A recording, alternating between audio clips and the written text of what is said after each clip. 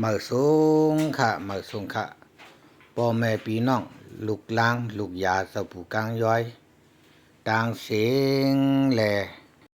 เสื่อนหูจักเลยไปหูจักเจ้าผูกลางย้อยต่างเสียงนะครับเนาะย้อนหมอกลาดไว้กูก็กูกนค่ะซื้ออันขย้อนหมายพงปอเสียนานนะครับเนาะอำว่าตั้ง YouTube อำว่าตั้ง Facebook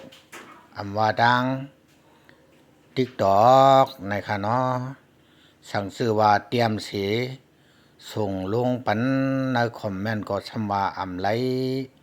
มันผิดปักเปิง YouTube Facebook TikTok ว่าหนังในสิแลกอบไหนแลในเตรียมปันในคอมเมนต์ก็ชำว่าอำไรในค่ะว่าเนาะ TikTok โปเสียก็เหลียวหลายอันยาว YouTube ก็เหลียว Facebook ก็เหลียวมาหลายอันยาวกอบไหนแลในสั่งซื้อว่าใครกับ10โปเสียลาเชียวอันปังเจ้าปู่กลางย้อยในซึ่งกับ10มาตั้งส่วนโตตั้งอันลัดต่อกันไล่ก็ต่อก็นั้นในก็ไล่อยู่ค้า